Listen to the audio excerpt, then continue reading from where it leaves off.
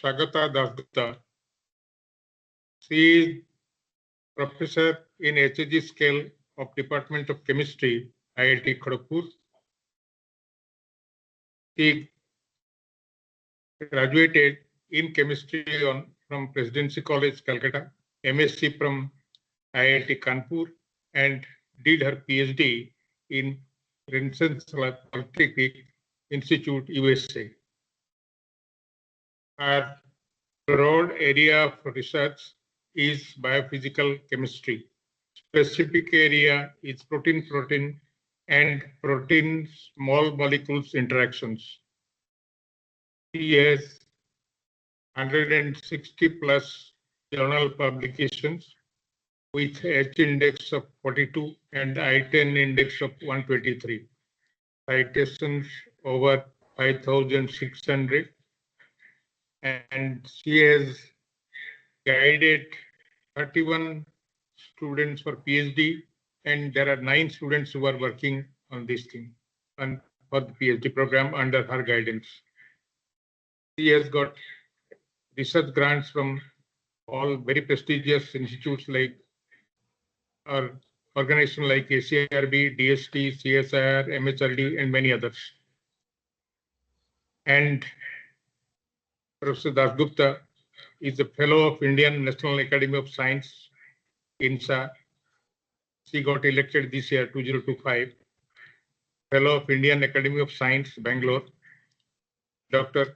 Vasudev Banerjee Memorial Award of Indian Chemical Society.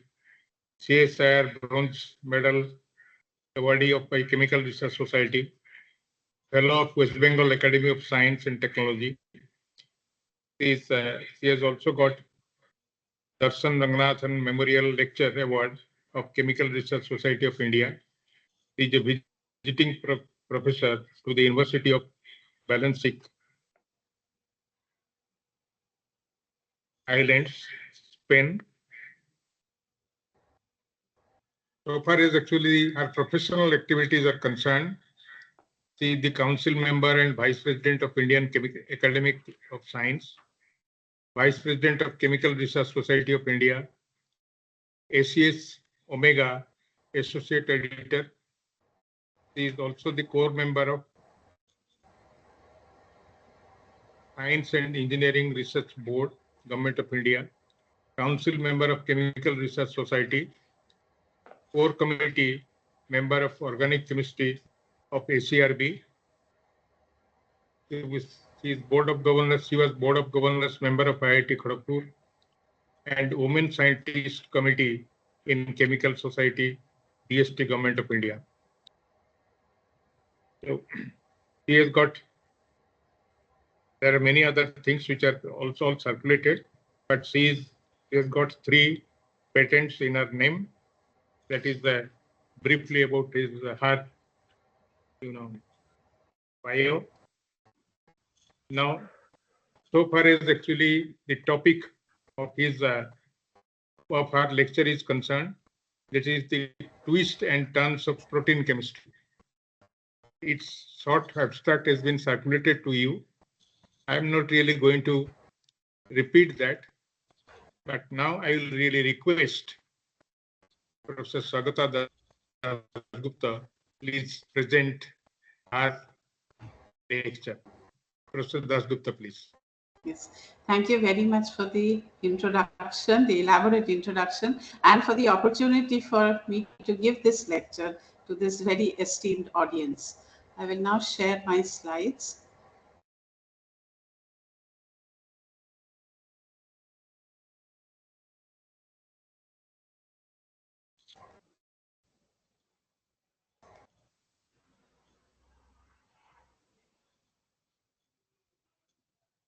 Yes, it is visible. It is absolutely visible. Perfect. Thank you so much. So the topic is about the twists and turns of protein chemistry. Now, my research involves protein chemistry. So what I have decided to talk about today, I had mentioned this to Professor Acharya as well when he kindly gave me the invitation to talk about my research. I have given a very initial general overview about what we mean by proteins to this audience, being this an INE distinguished lecture, which I'm delighted to be presenting. We start off with what proteins actually mean. So when we talk about proteins, we come to the profound question as to who we are. When we look at who we are, our human body itself contains around trillions of cells. It is the basic structural and functional unit of all forms of life. And these cells contain within them a whole city. They could be factories, storage houses, transport systems, and power plants. And looking at these systems, when we try to understand them, we have to look at cells in general and also what they comprise of. In general, cells have three parts: a membrane, the nucleus, and the cytoplasm. So if we look at the organelles of the cell, if we consider this as a cell, something that we've all studied in school. Excuse me, ma'am. Yes. Ma'am, your slides are not moving, ma'am. Very sorry to disturb you. Oh, no problem at all. I need to then let me go back once. Okay. So I'll just share again.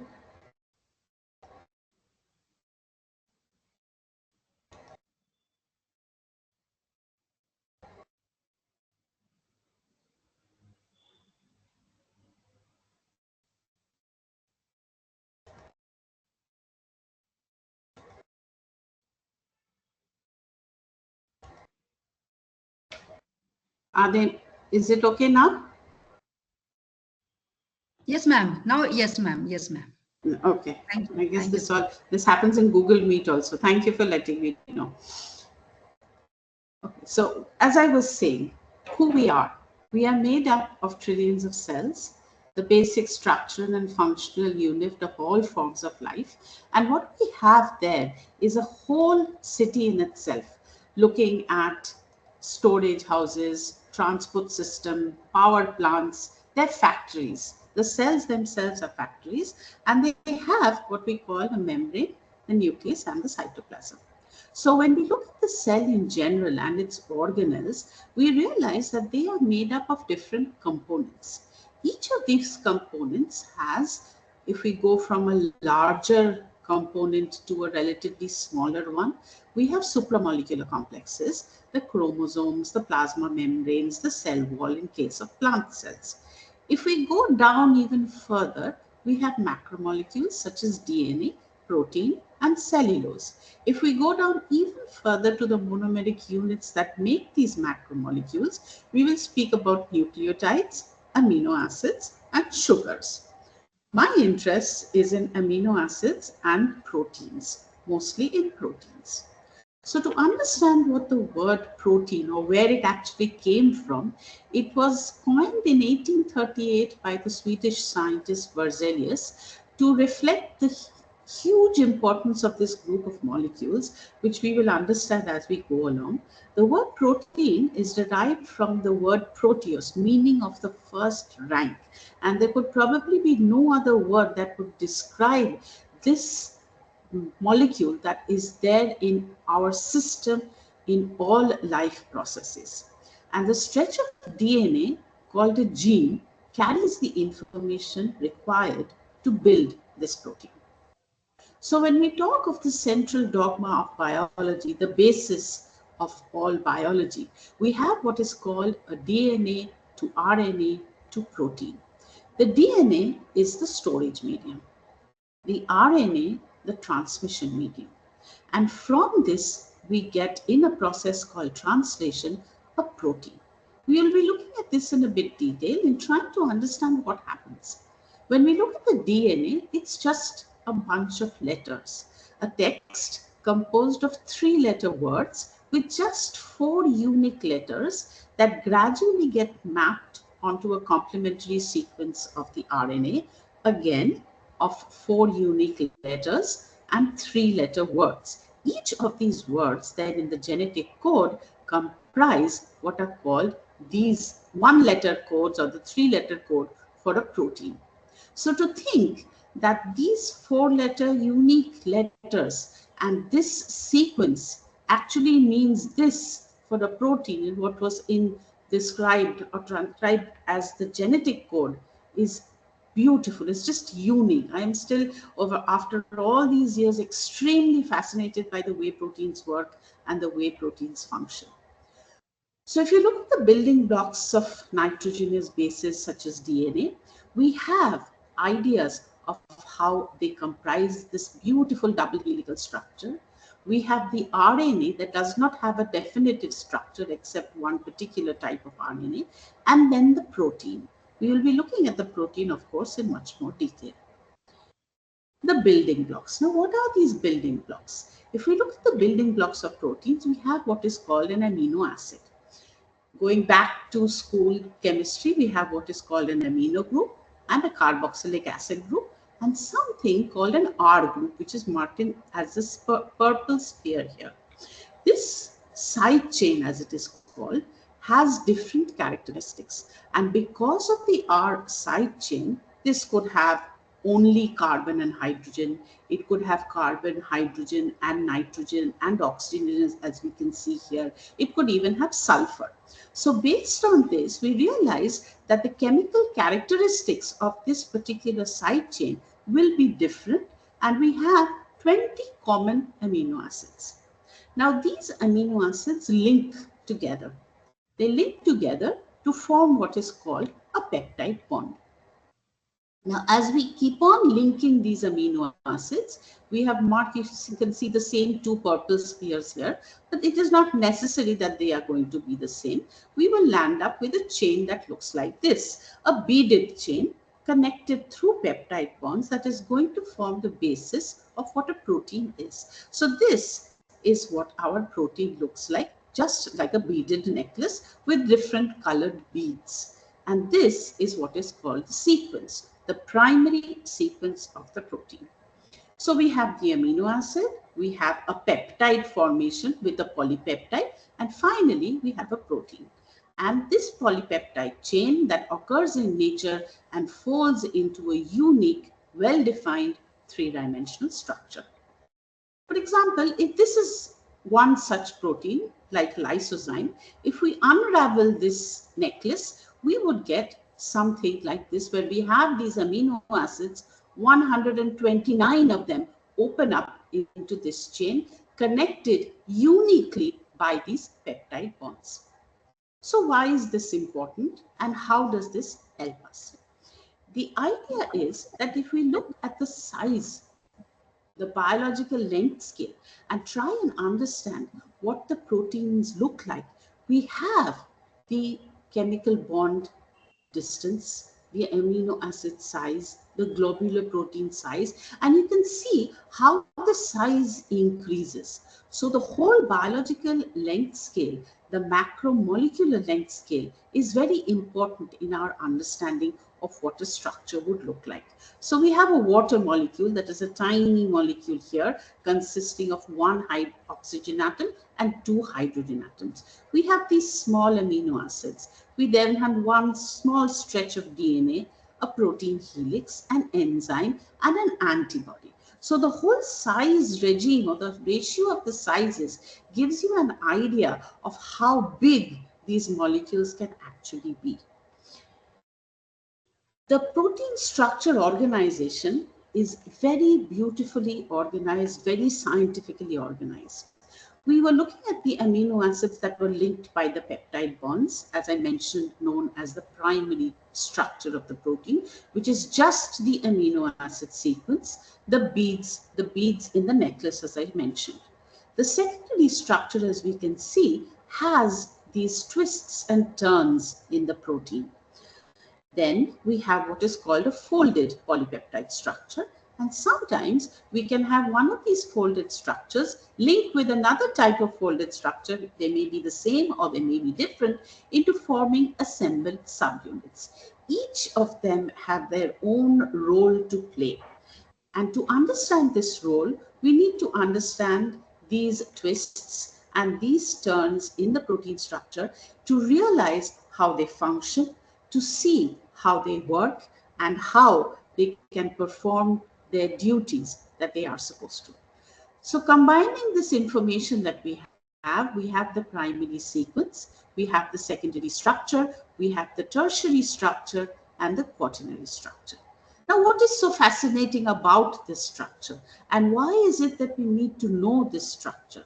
The reason being that we have the different functions of proteins. Proteins can have functions such as being involved in structure, like our muscles, the collagen in our skin, the keratin in our hair or nails, the movement, that's the actin and the myosin.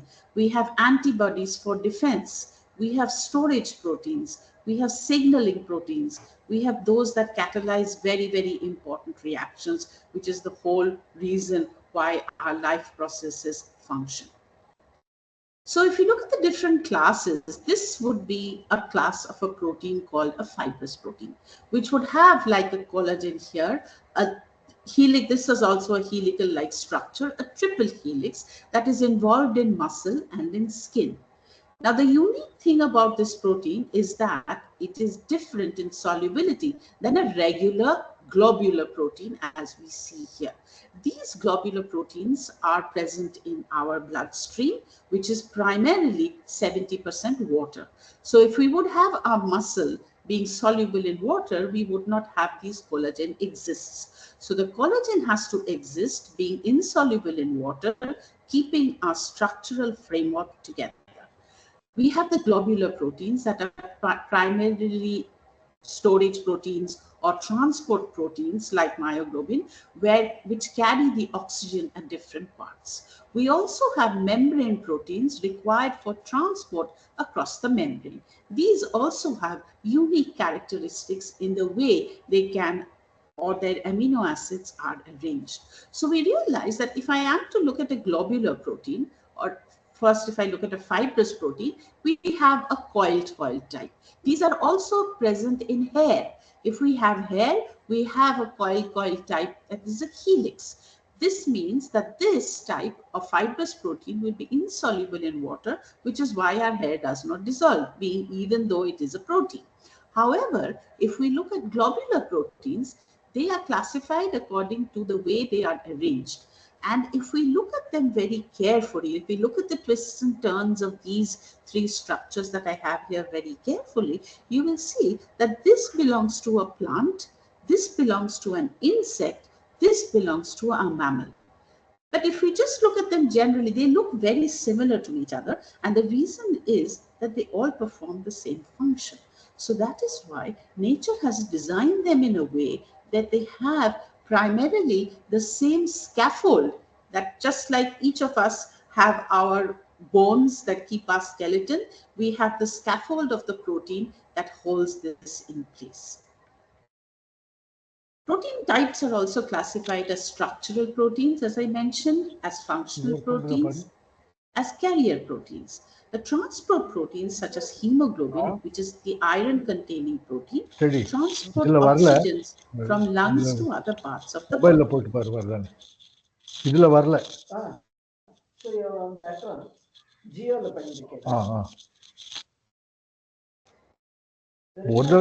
didn't try it again and again. But it's not connected. Hello, can you hear me? It should be blinking, no? Yes, ma'am, we can hear you, ma'am, very clearly. And my slides are clear, right? Yes, very clear, ma'am, very clear. Okay, thank you. So we are looking at now membrane transport proteins, which, as I mentioned, were ion channels. So when we look at these different types, it means now we have a structure of a protein. We call this the native structure.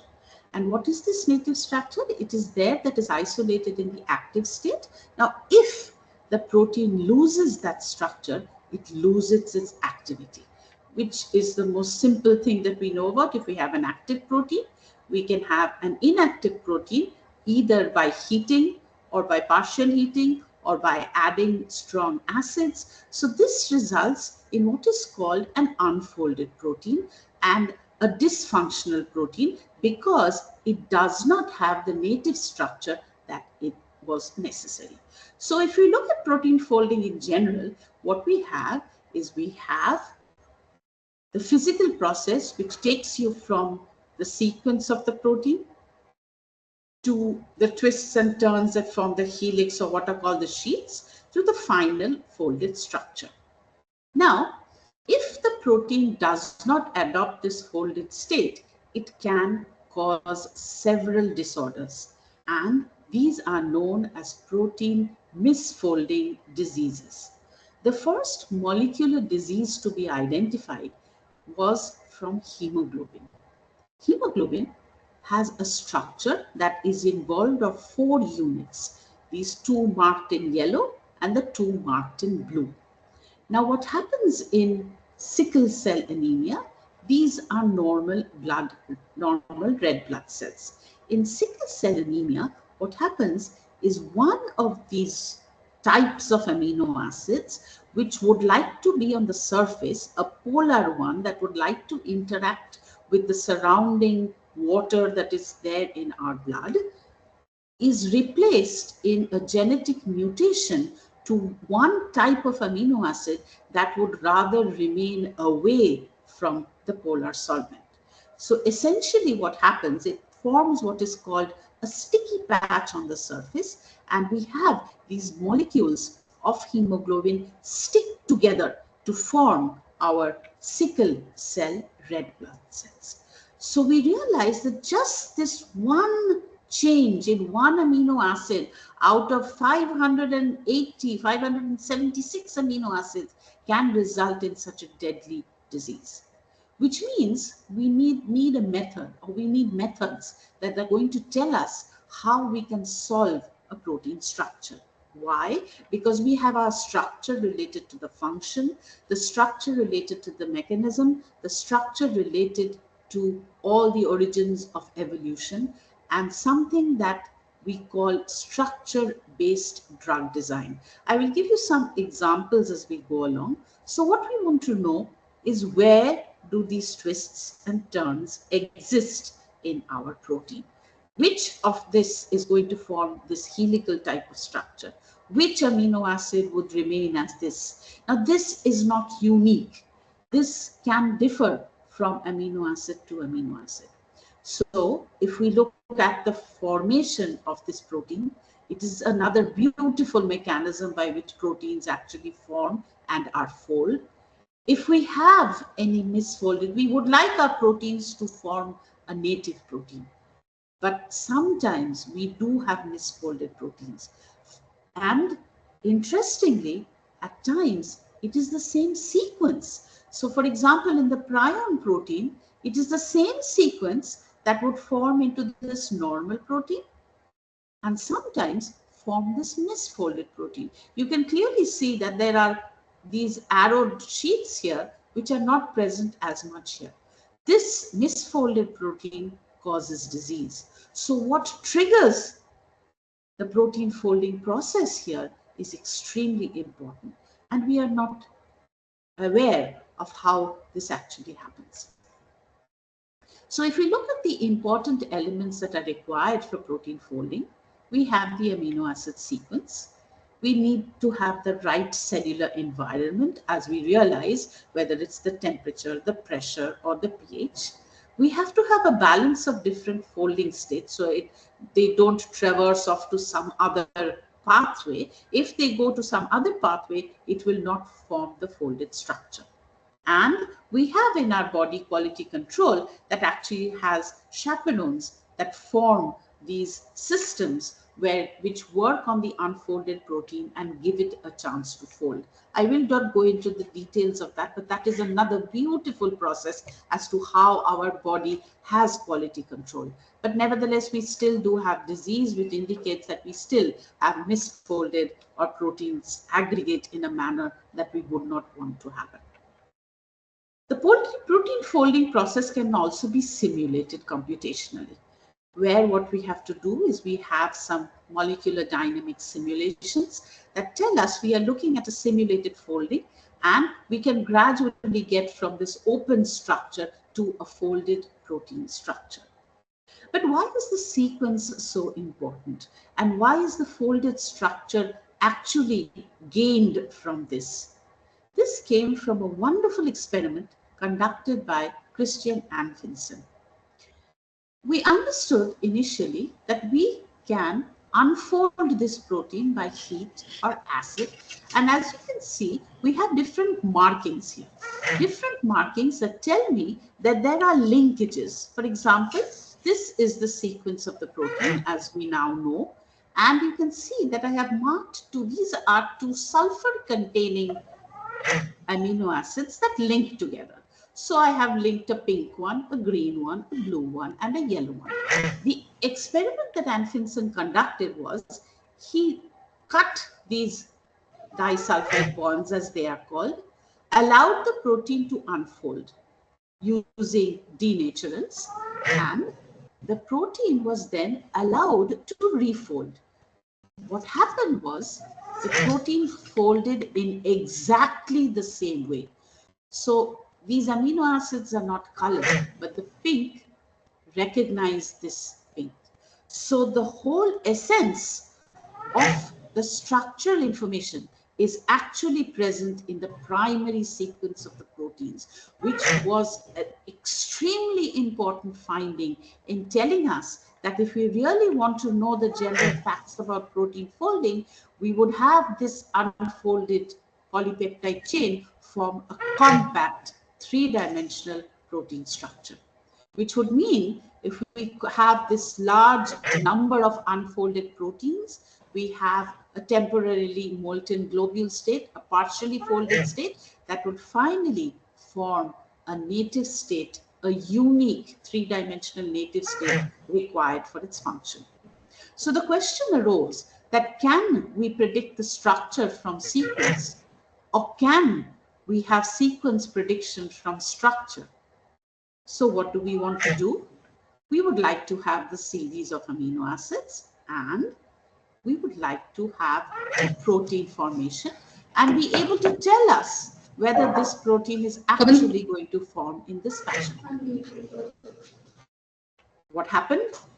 This was awarded the Nobel Prize in Chemistry just last year in 2024 for computational protein design and protein structure prediction using methods, computational methods that are going to tell us how we can get the amino acid sequence to tell us what kind of structure we are going to have. Another thing emerged from this beautiful idea was that completely new protein structures that are not found in nature can now be created by computational design. And what can these be used for? These can be used for various biotechnological and biomedical applications. For example, this is, you can see a nanoparticle marked in yellow here with proteins that imitate the influenza virus on the surface that are green in color here. These have been successful in animal models. These are proteins that function like a molecular rotor. These are geometrically shaped proteins that can change their shape on external influences, and they can be used for sensing. And in this particular case, there were new nanomaterials that actually linked spontaneously together to form these structures. So apart from the beautiful structures that can be formed, there are a lot of research that can go on into biotechnological and biomedical applications based on this idea. The structures are available in a repository called the Protein Data Bank. This protein data bank has all three-dimensional structures of proteins solved to date. It is updated every Tuesday, where researchers can upload their structures that have been solved. So other researchers can work on these proteins and try and understand their functionals to see whether we can get to the design of certain material. They also have beautiful structures, and they actually form the English alphabet. If we actually look at these different structures, they have structures present in the protein data bank that gets us from A to Z. So if we look at protein architecture in general, we would have these different types of twists and turns. For example, the beautiful turn with all these helices. These are called beta sheet proteins, a globin fold required for the specific functions. And these surface loops that we see, they frequently form the binding sites and enzyme active sites. So with this background in protein, rather a crash kind of an idea about protein structure, about protein architecture, and why they are so important. I will now take you to the research that we have been conducting over the years in the protein chemistry laboratory at the Department of Chemistry at IIT Kharagpur. The questions that we would like to answer is, if we know the structure, can I talk about the function? Can I talk about the interactions? Can I get information about the binding? What do we mean by binding? We have what is called protein ligand binding. The ligand is typically a small molecule that binds to this large macromolecule we know as a protein. Now, when we look at the ligand type, we want to look at the design of the ligand to see how I will give you some examples as to how we can design a ligand to bind to the protein of interest. What we mean by this specific binding, for example, in an enzyme substrate complex, all our life processes, all our biochemical processes are governed by enzyme substrate complex formation. So there is what we call steric complementarity, geometric complementarity, and chemical complementarity. So it is a matter of shape adjustment.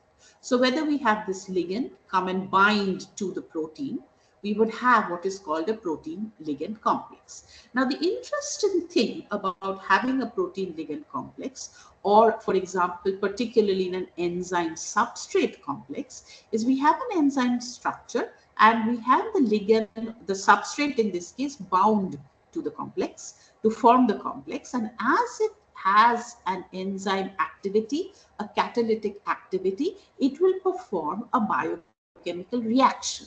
Now, when it performs this biochemical reaction, it then has to release the products.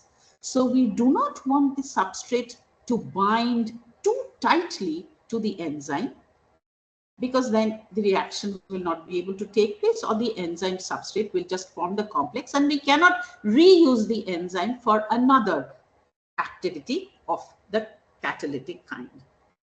So this type of research related to protein ligand binding has many levels of research. It can be just basic research done to increase the knowledge, applied research so that we solve a specific problem, say we're looking at a specific disease, and technology development done to improve the quality of life. So the problem definition means we have to have a protein of interest or proteins of interest and specific ligands.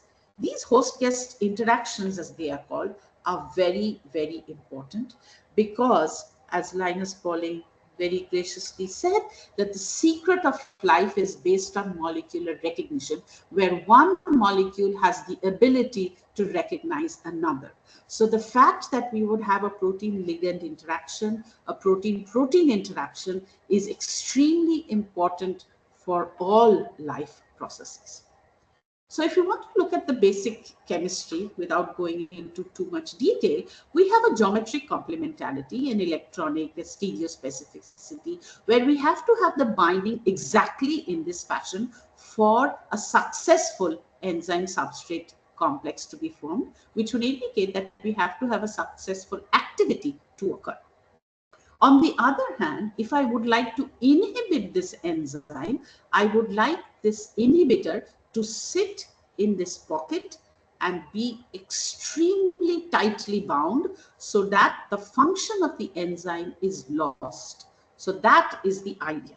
So if we look at drugs, these are enzyme inhibitors because they will not allow the functioning of the enzyme. If we look at antibiotics, they inhibit enzymes because they affect bacterial metabolism.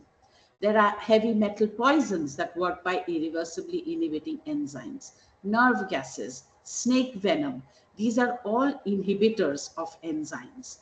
And the reason why we need to study enzyme inhibition is to give us an idea about the nature of the active site and about enzyme mechanisms in general. So how do we go about doing this? We have surface binding pockets where we have a binding pocket, and say this is an enzyme, and we have a specific substrate bound to it, which would go and sit right here. In general drug discovery, what is done is we quantify the ligand accessibility and we look at a negative imprint of this. What do I mean by that?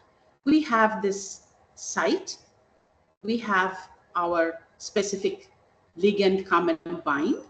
As a chemist, as someone who would be able to design a molecule, we would be able to look at these specific types of interactions, look at the geometry, look at the chemistry, and then change the type of molecule that we have here and make it bind to the active site, but not make it able to work.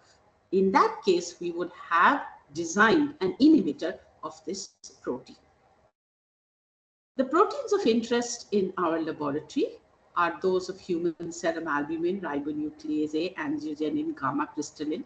I will be touching upon some of them today to give you an idea of what kind of work we have been doing over the past close to 30 years now.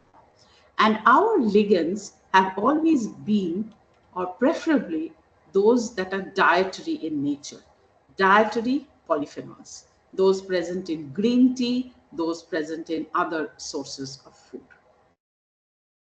So in the protein chemistry laboratory, we work on protein inhibitor design and development, protein fibrillation aggregation studies, oxidative stress and glycation, and we've been looking at waste proteins for diverse applications.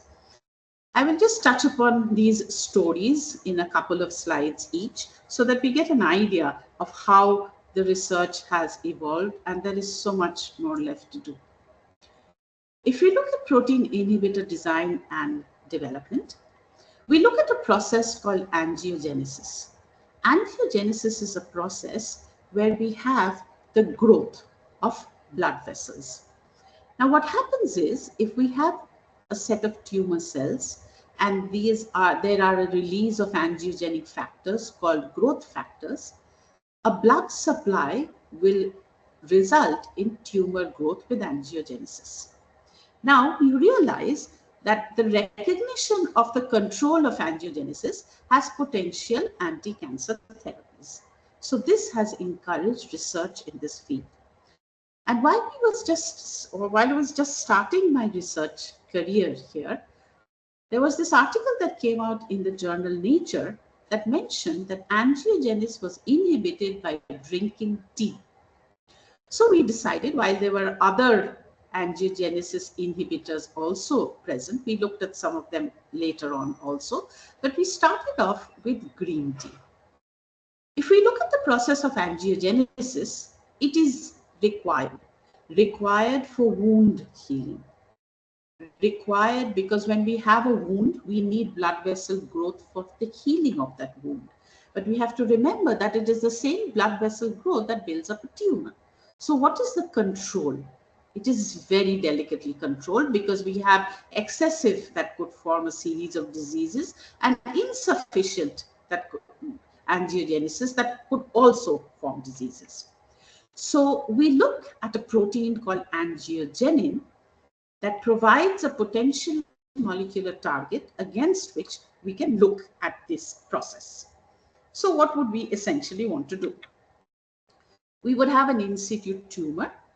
Then angiogenic factors would result in the buildup of the tumor. And what we would like to happen is anti-angiogenic drugs come to diminish the tumor. So this is the question we are looking at. So if we want to look at the inhibition of angiogenin-induced angiogenesis, what can we do? We can look at identifying inhibitors from dietary constituents, and I will speak about this a bit later. So our idea is to see whether we can identify inhibitors to inhibit undesirable proliferation that could be dietary in nature, they could be synthetic in nature, they could be not natural in the sense the ones that already exist in nature. But how do I test this? How do I test a compound that I have to know whether it is able to prevent angiogenesis? This process or this test is a very interesting test called the CAM assay. In the CAM assay, we have to take live eggs from the poultry, not hatching, because we need hatching eggs. Poultry eggs are treated in a way that they do not hatch. So these eggs are treated in a fashion that what we do is we cut a small hole in the disc and we let the membrane fall apart. When it falls, we place a transparent disc. If you can look carefully, there is a transparent disc here.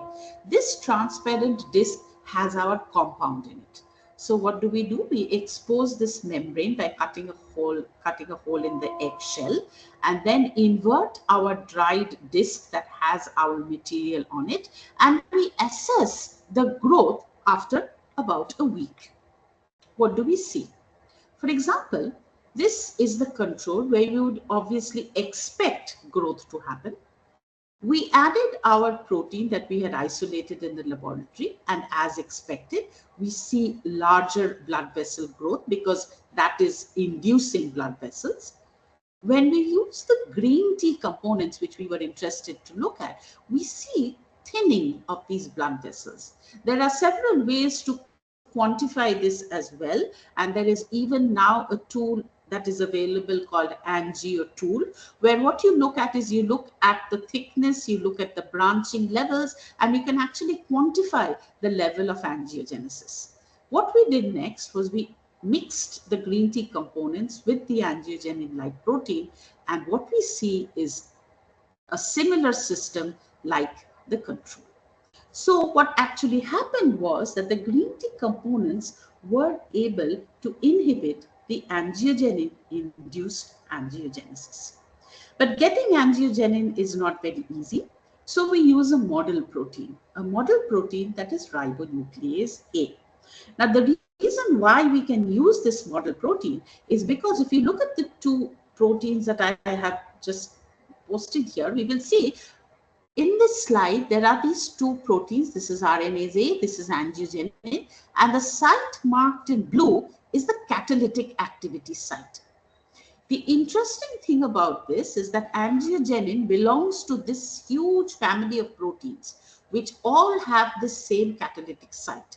And interestingly, the biological activity of angiogenin, which is absent in RNase A, the catalytic activity is required for the biological activity. What does this mean? This means that I can mimic the activities of these two catalytic sites, and if I find an inhibitor for this protein, this should also work for this member of the superfamily as well, and in addition, the biological activity will then be inhibited. So the idea is to work on these types of proteins, and I worked in collaboration with Professor Pathak, an organic chemist of our department, and we found out there were these molecules. This was a crystal structure solved by a collaborator, where we actually found that we could design inhibitors based on these molecules. This culminated in the design and development of synthetic inhibitors of ribonuclease and was featured in Nature India a while ago. We look at protein modifications. In protein modifications, we have protein fibril formation, we have protein aggregation, we have oxidative stress in proteins, and glycation in proteins. So what do we mean by these components where we look at protein modifications? In protein fibrillation, this is involved in several neurodegenerative diseases. Neurodegenerative diseases like Alzheimer's disease, which has a very negative effect on memory. There is the inability to think and the inability to function independently. What happens in these cases is protein misfolding. Where a protein fails to fold correctly, it is not stable enough to perform its normal function and forms insoluble aggregates that form plaques in the brain and depositions in the brain that affect the brain. We can mimic this under laboratory conditions and take the proteins that are involved and change the temperature, pH, and trigger this process and try and see whether we can have specific ways in which we can understand how the systems work. For this, we looked at a model protein, human serum albumin. Human serum albumin is a very unique protein. It is the most abundant protein in our bloodstream. It has this specific tryptophan, which is very useful, the one marked in red here. That is a marker that tells us whether we have anything bound to this specific pocket that it has. It is useful to understand, and it is used as a model protein for a lot of studies. So we looked at the interaction first with a major component of green tea and found that it did go to that specific pocket. We also looked at the effect of copper on the fibrillation of the protein. What do I mean by that?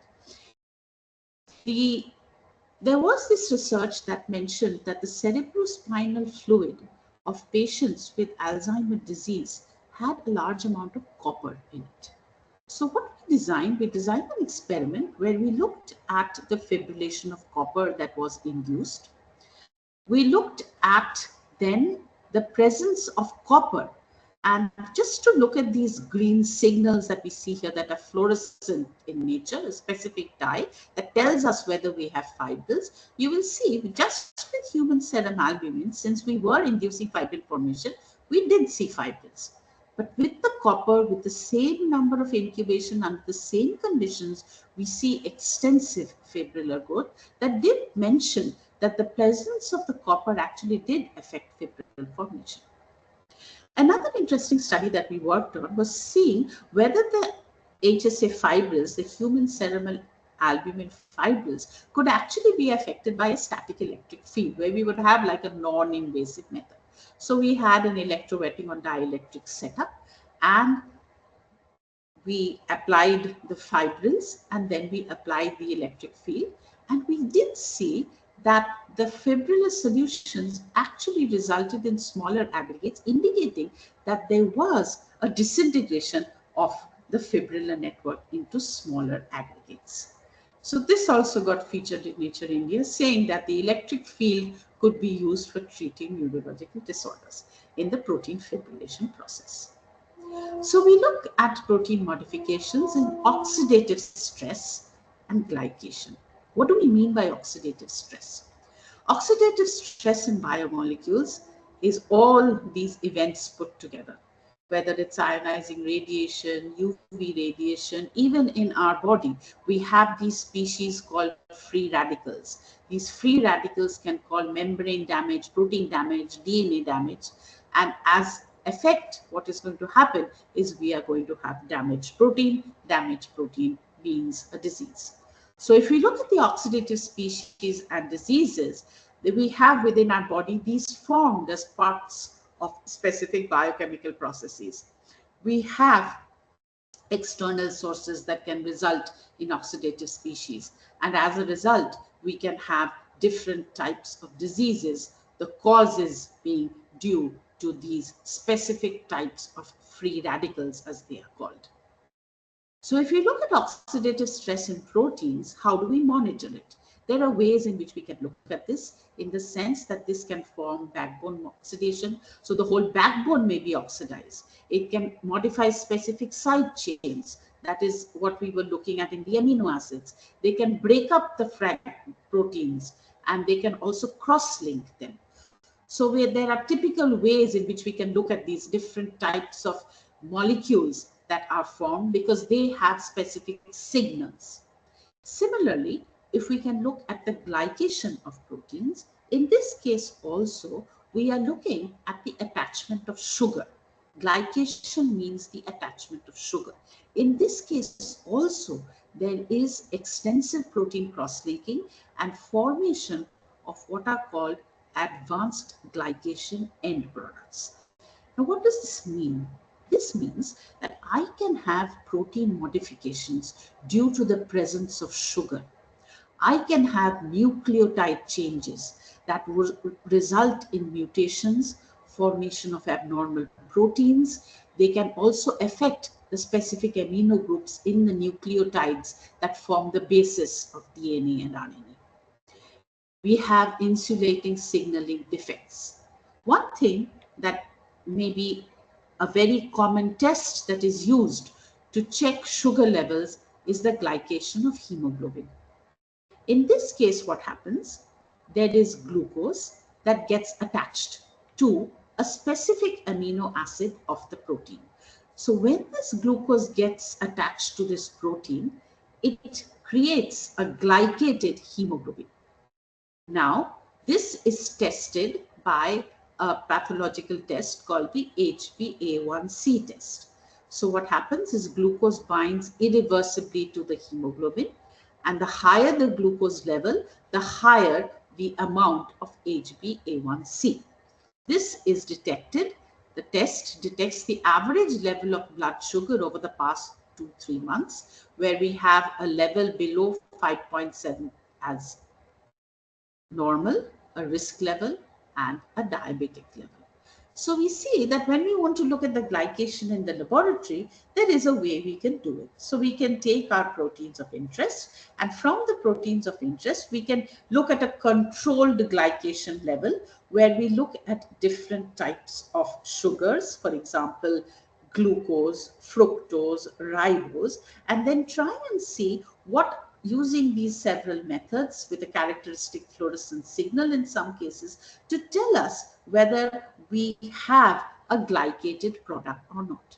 We have looked at this with angiogenin, and in the glycation of angiogenin, we'll see that the glycation level was higher with ribose.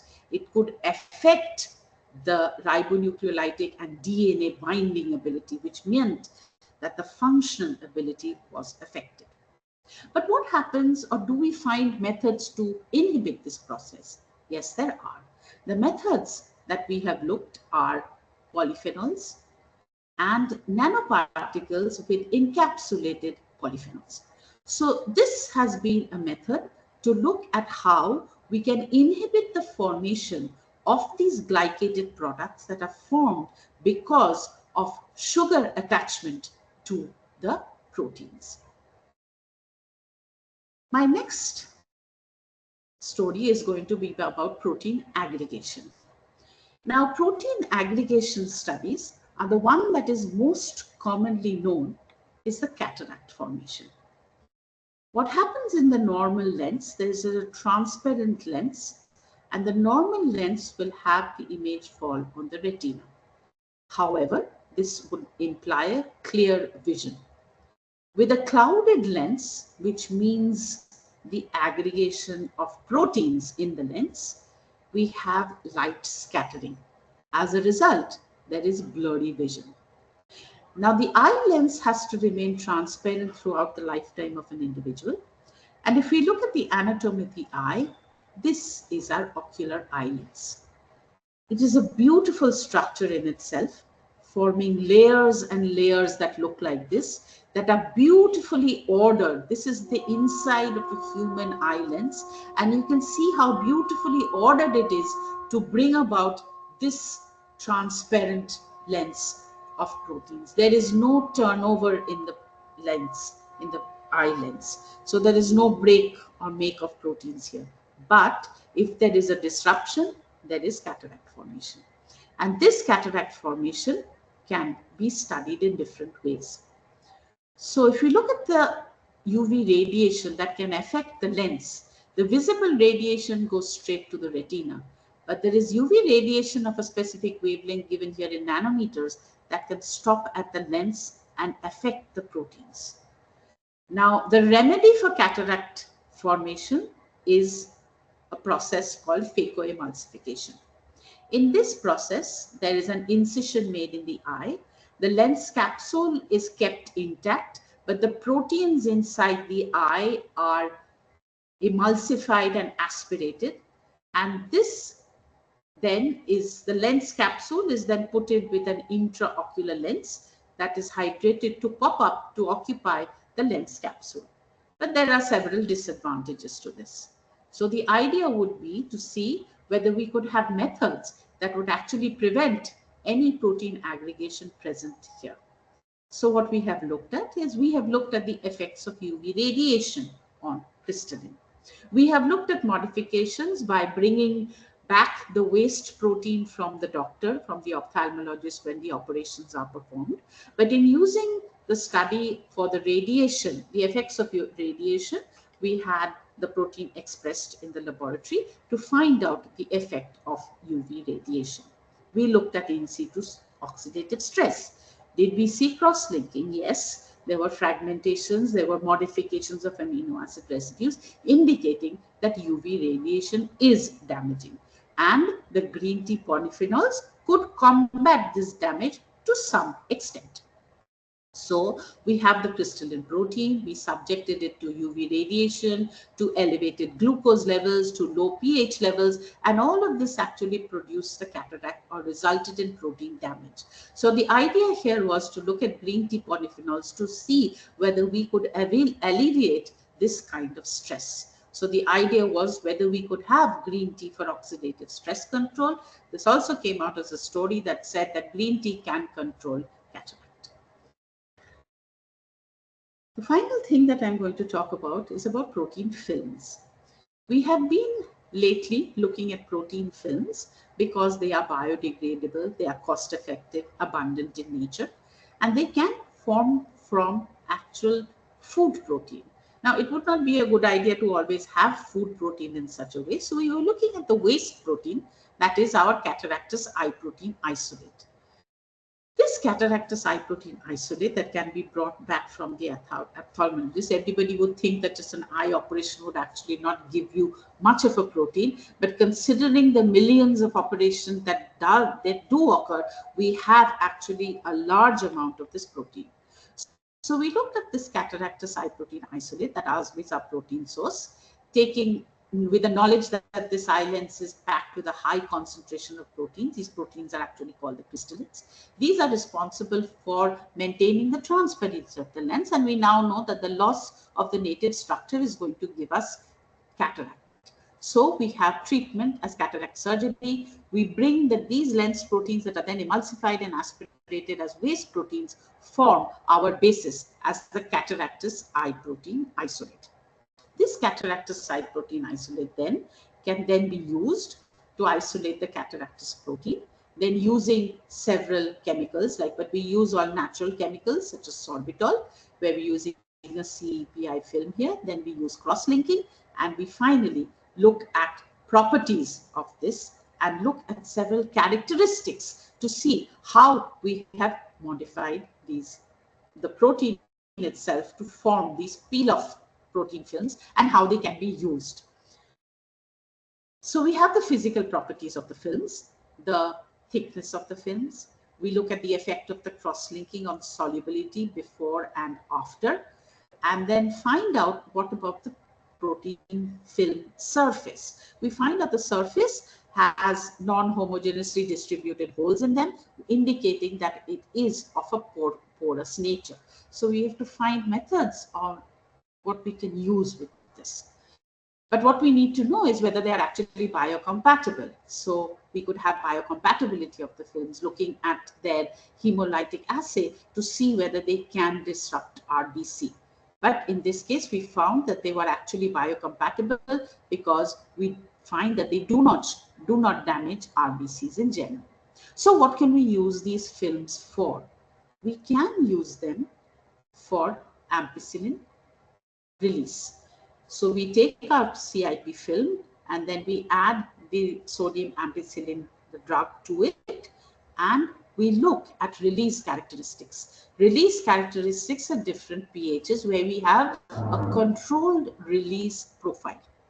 We've also looked at the application where we have looked at curcumin entrapment and release, and we have been able to have patents granted for the preparation of nanoparticles from this waste protein, as well as for the formation of films for utilizing this waste protein for the in vitro release of this ampicillin and the curcumin.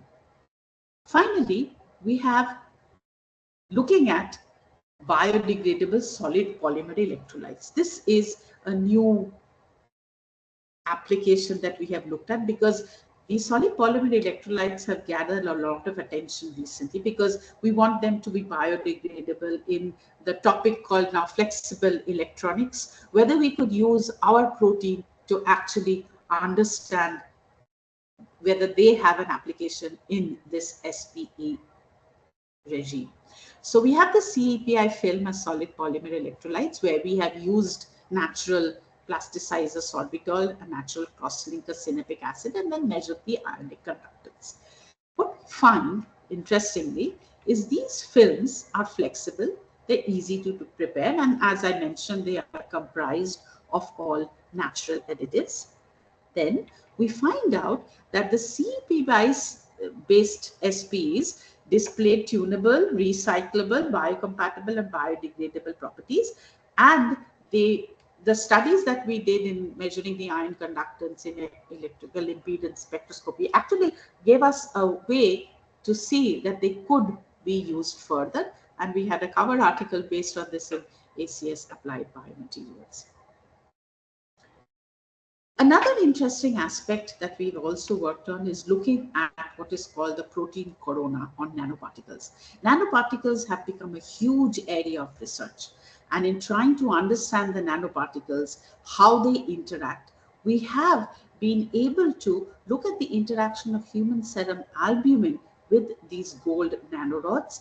And we have found that we are able to organize the nanoparticles in specific layers where we have a specific deposition of a thin film of these nanoparticles with these embedded proteins. We have done this study with human serum albumin, but you realize that this study could be done with several other proteins to see whether we could have organized levels, which we have seen from our TEM images, where we have been able to organize these proteins in a wonderful fashion. Looking at proteins in general and how ligands actually are attracted to them, attached to them, we have the basis of structural design as well that comes from docking and drug design, where we have a protein present in the protein data bank, which we can use to identify specific ligands that would fit in pockets and see whether we could have molecules that would actually bind to proteins, bind to enzymes, in leading to structure-based drug design, which will involve molecular biology, chemistry, and a lot of computational understanding, where we would need to have the synthesis based on this drug design. This artificial intelligence and machine learning today is coming up in a big way for these structure-based drug design, where we're looking at a ligand database, a large ligand database, to see whether we have a specific target protein, a protein of interest involved in disease, to see whether we have the ligand docked to the specific active site in a large array of compounds that can be used. So this would then target or would tell or guide the chemist to make a specific molecule that could bind to our target protein. Natural molecular machines are beautiful in the way they work.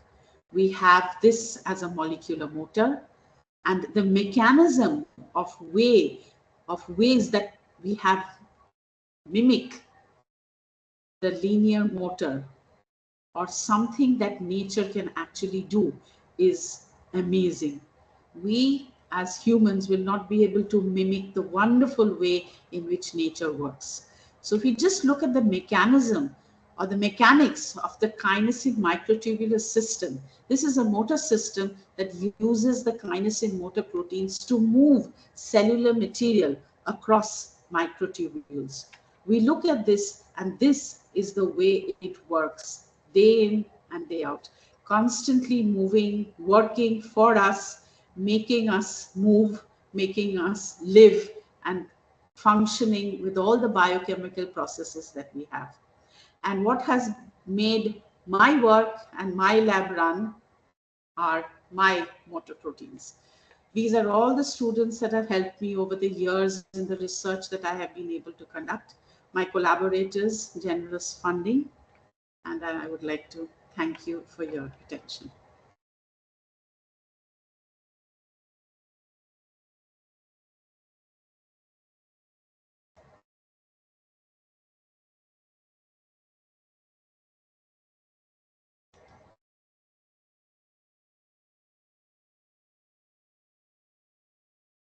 Thank you, Professor Swagata, for the excellent lecture that you have Thank you. given. Thank you. So now actually I will like to invite some questions from the audience.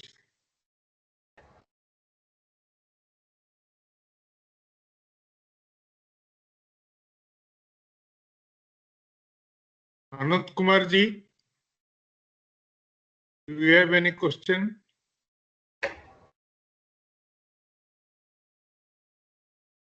Anant Kumar ji.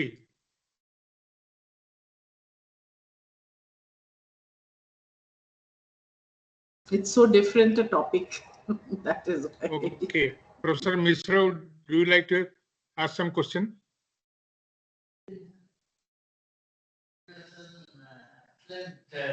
Lecture, the part which I liked the most, the eye, because I had an accident in I had toe. Mhm. A bone was drilled in my eyes, Oh, and so my lens was damaged. Then I took sudden it took me referred to what you call Southern Metro, Athena. Hmm. So I had a backup, and which was doctor said that it will last for 5 years, but last 23 years, the structure is improving. yes. It's improving. Now at this stage, I'm finding a problem that my research deserted. Oh, okay. Deserted. Hmm. Anyway, I tried with green tea, because that's the Japanese methodology of treating the eye. I got benefit. I was very much excited to find your lecture. Thank you so much. Thank And you. what is happening now in green tea, that the caffeine content is to be reduced. Hmm. But in the contrary, caffeine is required. Yes. That Yes. is in matcha, Hmm. available in matcha, not in any other. What is the Exactly. strategic issue of this? Exactly. Thank How you. do we explain all these things? I will consider it anyway, concerned with you, but I am working on the problem in real term. When you try to synthesize this one, how to position your system. System means measuring and injection of any injection of any what you call any antibodies or something right into the spot. Hmm. That is a very important area of research now. The targeted There is thing. a company in genomics or the Hmm. genomics. They mark the genome. Yes. They mark the genome. The problem was that how to take the thing right onto the spot. The targeting. Yes. So I was working on that. We'll discuss with you Sure. because Sure. Suman Chakraborty is interested in that. You might Sure. be knowing Suman Chakraborty.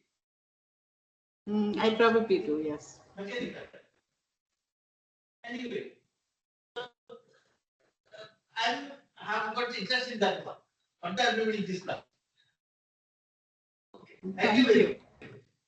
So, Thank you. okay. Any other question? Okay, Professor, actually I will pose some very elementary questions. Actually, chemist, I don't understand even, anything of the organic chemistry or protein chemistry to start with. But one thing that I would like to ask, and that you have, right in the beginning, you have told about, that many of these things, neurological disorders also could be really tackled by suitable dietary or other interventions. So, for Yes. example, at the particularly people of my age who are the wrong side of 70s, we have Parkinson problem.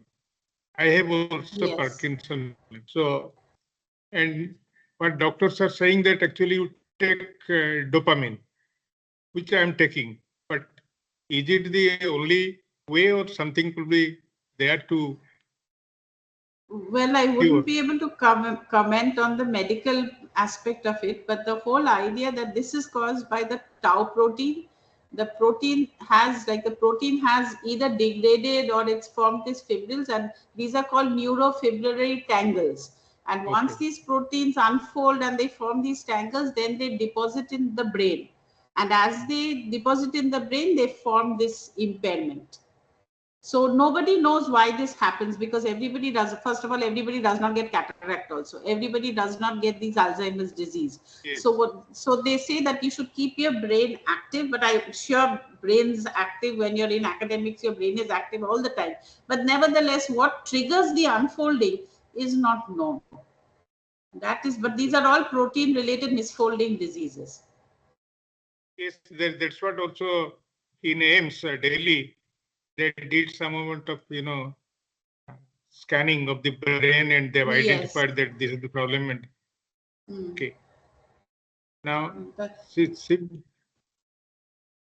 similar problems are also there in many other, say, neurological defects. So possibly, with this type of research that we're doing, something will really come out. In the long term, some solution will emerge. So, I don't know about that, but there ours is absolute basic research at a molecular no, level. it's absolutely, it was so illuminating. So a lot of things actually I learned from that one. Anyway, Thank so you. any other question? Professor Renu Sharma, would you like to propose a vote of thanks, or I'll take it because you are having some throat problem. Okay. I'll do that. Okay. This, my voice is audible? Yes, yes, it is. Okay. Thank you, sir. Namaste. Namaste. Thank you so much for joining us now. It's my proud privilege to extend the vote of thanks on behalf of Shiksha Anusandhan deemed to be University, IIM Bhubaneswar chapter, and IIT Bhubaneswar, IEEE Bhubaneswar section, and MMT. There are many other esteemed organizations. They're always aspiring to join this distinguished lecture. At the onset of this lecture, Madam, I extend heartfelt thanks for giving such a wonderful, enlightening lecture. Thank you. On the topic which you have presented is really the need of the hour, and it has been beneficial not only for our engineering, chemistry, but also the people, those who are working in pharmaceutical sciences, School of Pharmaceutical Sciences, wholeheartedly. Those who are not having examination, they'll be listening to this after being recorded in the YouTube.